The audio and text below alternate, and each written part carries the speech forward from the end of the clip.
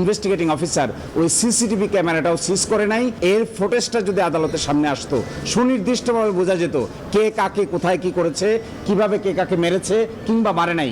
রায় দেওয়ার ক্ষেত্রে কার কিভাবে দণ্ড দেওয়া উচিত, কার কি কতটুকু মামলার ঘটনার সঙ্গে সম্পৃক্ততা, সেটাও আমলে নিতে ব্যর্থ হয়েছেন। এই বিচারক মামুনুর রশিদকে ফৌজদারি মামলার বিচার এবং সেক্ষেত্রে তার দণ্ড দেওয়ার ক্ষেত্র থেকে তাকে সরিয়ে আনার জন্যই আইন, বিচার এবং সংসদ বিষয়ক মন্ত্রণালয়ের প্রতি নির্দেশনা প্রকাশ করেছেন। মাদ্রাসা ছাত্রী নুসরাত জাহান রাফি হত্যা মামলায় বিচারিক আদালতে মৃত্যুদণ্ডপ্রাপ্ত 16 আসামির মধ্যে মাদ্রাসাটির বরখাস্ত হওয়া অধ্যক্ষ সিরাজউদ্দৌলা সহ 2 জনের মৃত্যুদণ্ড বহাল রেখেছেন হাইকোর্ট।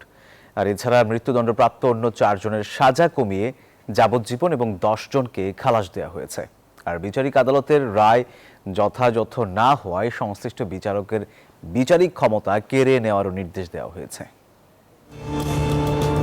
ফেনীর সোনাগাজীর নুসরাত জাহান রাফি যে মাদ্রাসার ছাত্রী ছিলেন, সেই মাদ্রাসার ছাদে ডেকে নিয়ে তার হাত পা বেঁধে গায়ে কেরোসিন ঢেলে আগুন ধরিয়ে দেওয়া হয়েছিল 2019 সালের এপ্রিলে। পরে ঢাকায় চিকিৎসাধীন অবস্থায় তার মৃত্যু হয়।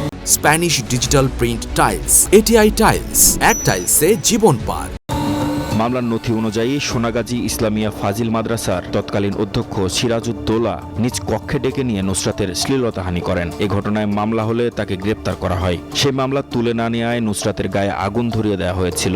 এমন নৃশংস ঘটনায় দেশ জুড়ে নিন্দার ঝড় ওঠে। ফেনীর নারী ও শিশু নির্যাতন দমন ট্রাইব্যুনাল সে বছর অক্টোবরে অধ্যক্ষ সিরাজ সহ 16 জনকে মৃত্যুদণ্ডের আদেশ দেয়। হাইকোর্টে আসামিদের ডেথ রেফারেন্স আপিল ও জেল আপিলের ওপর শুনানি শেষে বিচারপতি ভীষ্মদেব চক্রবর্তী ও বিচারপতি KM রাশেদুজ্জামান রাজার সমন্বয়ে গঠিত বেঞ্চের দেয়ার রায়ে সেই অধ্যক্ষ সিরাজউদ্দৌলা ও শাহাদাত হোসেন শামীমের মৃত্যুদণ্ড বহাল রাখা হয়। আর 4 জনের যাবজ্জীবন কারাদণ্ড এবং বাকি 10 জনকে খালাস দেওয়া হয়। যথাযথ বিচার করতে ব্যর্থ হওয়ায় সংশ্লিষ্ট বিচারকের বিচারিক ক্ষমতা কেড়ে নেওয়ার নির্দেশ দিয়েছেন আদালত। তিনি এই জাজমেন্টটা রায় দেওয়ার ক্ষেত্রে কার কিভাবে দণ্ড দেওয়া উচিত, কার কি কতটুকু মামলার ঘটনার সঙ্গে সম্পৃক্ততা, সেটাও আমলে নিতে ব্যর্থ হয়েছেন। এই বিচারক মামুনুর রশিদকে ফৌজদারি মামলার বিচার এবং সেক্ষেত্রে তার দণ্ড দেওয়ার ক্ষেত্র থেকে তাকে সরিয়ে আনার জন্যই আইন, বিচার এবং সংসদ বিষয়ক মন্ত্রণালয়ের প্রতি নির্দেশনা প্রকাশ করেছেন। এদিকে আসামি পক্ষের আইনজীবীদের দাবি, সিসিটিভি ফুটেজ গায়েব করে দেয়ায় নুসরাত হত্যার রহস্য এখনও উদ্ঘাটিত হয়নি। রায়ের বিরুদ্ধে উচ্চ আদালতে আপিল করা হবে।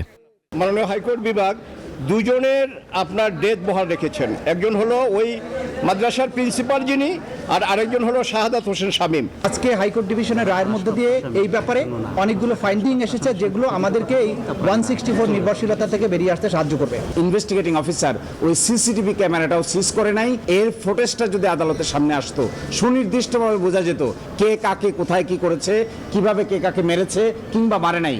নুসরাত হত্যা মামলায় 16 আসামি কারাগারে রয়েছে। যাবজ্জীবন পাওয়া 4 আসামিকে কন্ডেম সেল থেকে সাধারণ জেলখানায় সরানোর নির্দেশ দিয়েছেন হাইকোর্ট। মাহমুদ হাসান, নিউজ 24, ঢাকা।